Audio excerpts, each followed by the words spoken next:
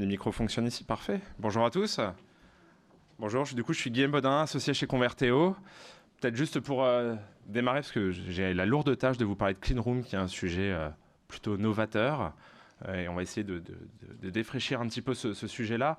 Avant ça, peut-être juste deux mots sur Convertéo. Convertéo, on a un cabinet de conseil spécialisé sur les problématiques de la data, et du marketing et du digital.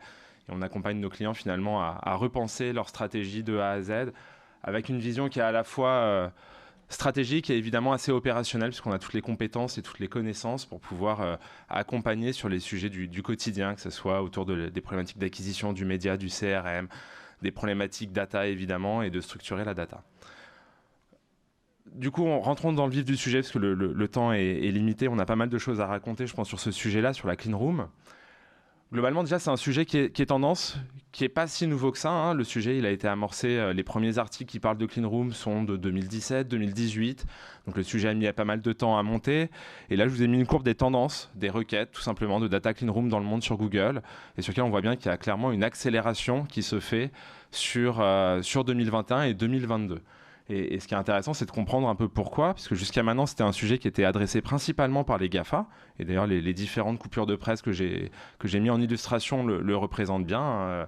On parlait de Facebook, qui d'ailleurs ne parle plus du tout du sujet. On parle toujours de Google, qui en parle avec sa plateforme Ads Data Hub. On parle d'Amazon, qui parle de sa plateforme Marketing Cloud. Et toutes ces solutions, du coup, offrent une possibilité. Donc l'idée, c'est de bien comprendre pourquoi. Qu'est-ce qu'elles apportent? Et puis derrière, surtout, pourquoi est-ce qu'aujourd'hui, c'est à nouveau un buzzword et que ça devient peut-être un sujet tendance?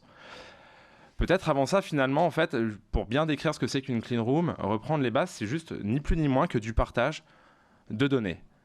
Du partage de données qui, autrefois, se faisait de manière un peu archaïque. Je discutais dernièrement avec un acteur du tourisme qui, dans son partenariat avec un autre acteur du tourisme, reçoit des fichiers Excel de données clients encryptés, certes, mais qui sont quand même envoyés de manière très archaïque, on va dire. Et donc, ce sont des choses qui existent toujours encore, mais c'est comme ça que ça se passait avant. Puis après, on a eu différentes tentatives aussi de se dire, finalement, est-ce que je pourrais pas utiliser une DMP pour me partager de la donnée? Je vais venir, moi, acteur du tourisme, poser un cookie sur le site de l'autre acteur du tourisme pour essayer de récupérer des données et puis d'avoir des audiences, parce que c'était souvent très peu qualifié, et puis finalement, en termes de volume de données, assez compliqué à exploiter, à utiliser, sans trop savoir qui était qui à la fin. Donc souvent, c'était assez compliqué. Finalement, du coup, ça pose pas mal de questions, évidemment, des problématiques de sécurité, des problématiques de privacy, des problématiques de scalabilité. Tout ça, c'est finalement les fichiers plats ou du partage d'audience de manière un peu archaïque, ancienne, assez compliqué. Et c'est là, finalement, où la Clean Room devient peut-être une solution, puisque l'objectif, c'est de proposer une instance entre deux acteurs pour qu'ils puissent se partager de la donnée. Et l'objectif étant évidemment de trouver l'intersection qui se trouve entre les deux. C'est vraiment ni plus ni moins que ça l'idée de la Clean Room, en résolvant les problèmes de la sécurité, de la privacy évidemment, et que tout ça se passe de manière le plus sécurisé possible. Pardon. Si on continue un peu ce schéma-là, finalement, qu'est-ce que ça concerne ? Finalement, ce sont des partenariats entre différents acteurs. Donc, ça concerne potentiellement, évidemment, un annonceur. J'ai pris cet exemple-là, mais je pourrais avoir également, côté entreprise A, un autre publisher ou différents acteurs. Mais on va figer celui-ci avec un annonceur et qui, derrière, potentiellement, a envie de partager de la donnée soit avec des walled gardens, et du coup, il y a des clean rooms qui sont faites pour ça, soit, pourquoi pas, avec des publishers, et on vient d'avoir l'exemple avec Carrefour et L'Oréal, soit, pourquoi pas, même entre annonceurs également. Et ça peut devenir intéressant entre différentes structures. L'objectif, c'est ce que je décrivais, c'est vraiment d'avoir une vision encryptée et à la fin d'avoir finalement un tableau consolidé de la donnée, mais qui est le plus sécurisé possible. Qu'est-ce que je peux attendre finalement d'une clean room? Je peux attendre plusieurs choses. Le premier élément, c'est évidemment de mieux connaître mon client final.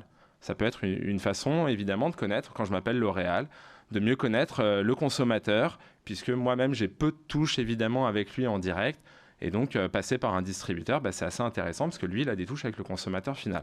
Donc ça, c'est intéressant pour mieux comprendre finalement qui il est, qu'est-ce qu'il fait, qu'est-ce qu'il achète, quels sont ses comportements.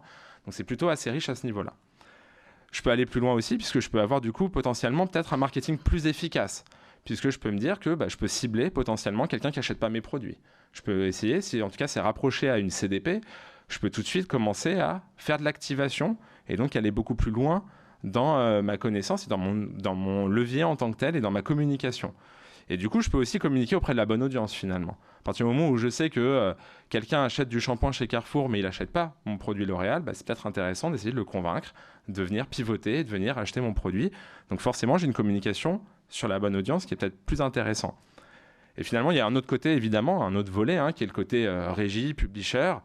De leur côté, même si c'est le seul focus que je ferais, mais c'est une question de revenu, évidemment, puisque c'est une nouvelle façon de monétiser la donnée, une donnée qui est encore plus précise, qui se rapproche du consommateur, et donc forcément, ça peut avoir une valeur non négligeable. Si on zoome un tout petit peu sur les cas d'usage, du coup, j'en ai 3, donc je reprends mes différents streams. Donc j'en ai un qui est de la connaissance client, donc finalement rentrer dans comprendre qui est le consommateur, comprendre qu'est-ce qu'il fait, comprendre dans quel contexte est-ce qu'il achète mes produits ou dans quel contexte il interagit avec ma marque, de manière directe ou indirecte. Donc ça, c'est un élément qui est non négligeable.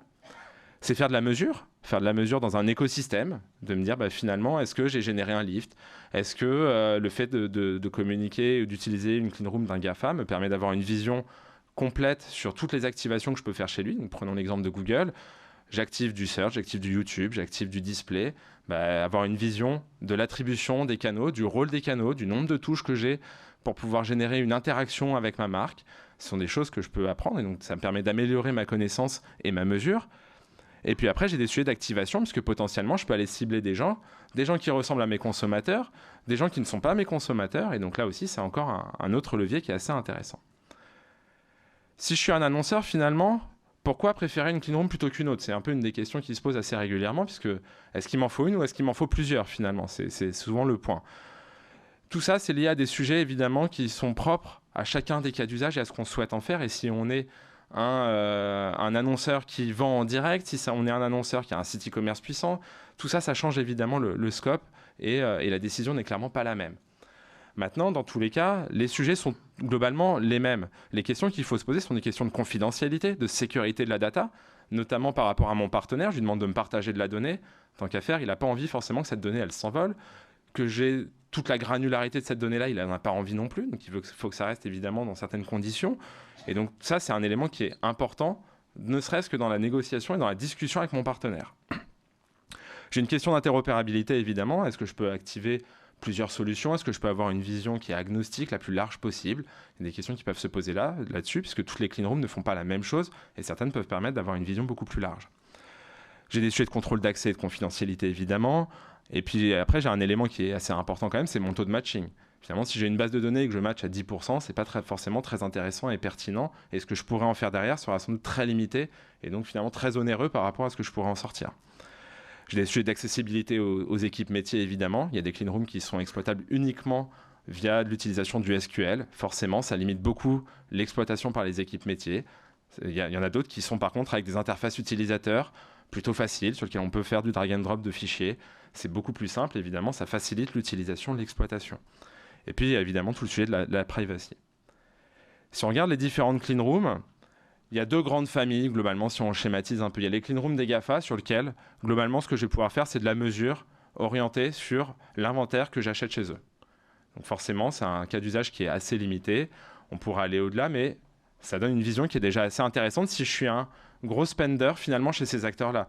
Si j'investis 15 millions d'euros chez Google, oui, ça peut être intéressant de savoir si ma fréquence de 5 ou ma fréquence de 10, elle permet de générer plus d'interactions ou moins d'interactions avec un consommateur, à quel moment je le sature.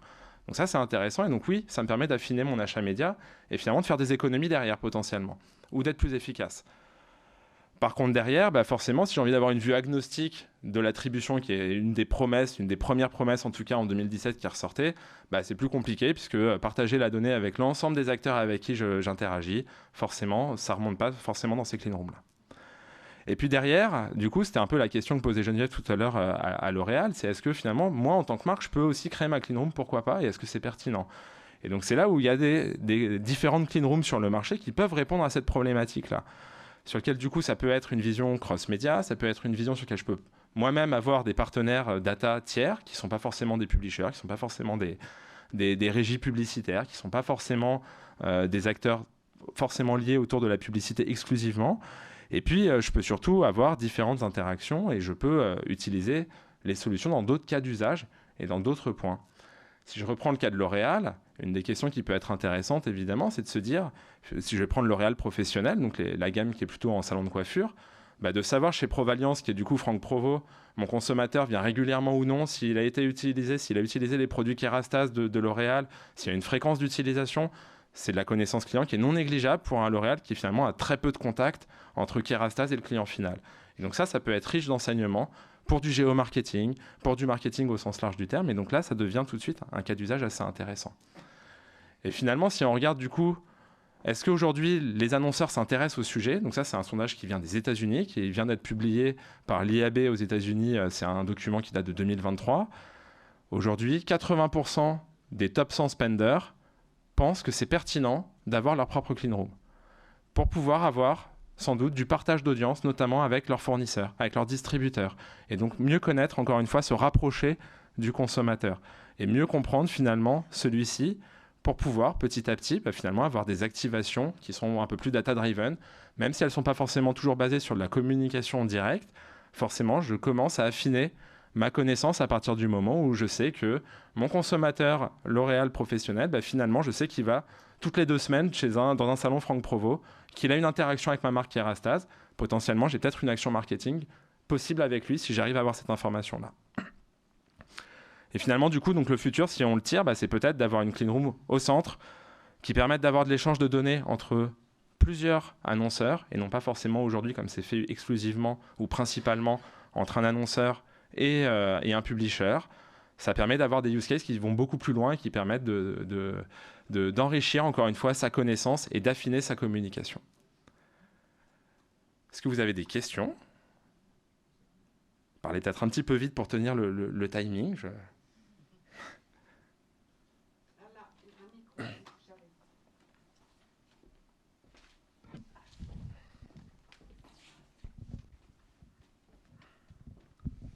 Bonjour, David Folguera. Je travaille chez First ID. J'avais une question. Quelle est la clé de réconciliation que vous utilisez pour matcher de la donnée digitale sur 3 acteurs, des annonceurs avec des médias? C'est évidemment très compliqué et il faut qu'il y ait un ID commun. Et donc c'est là où vous avez un rôle à jouer très clairement pour populer chacune des bases et faire en sorte que ça puisse fonctionner. Donc oui, évidemment, c'est une bonne question.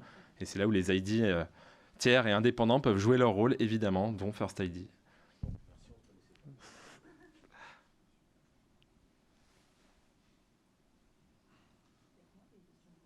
Autre question? C'est à Anna, donc merci beaucoup, on peut t'applaudir, c'était très clair.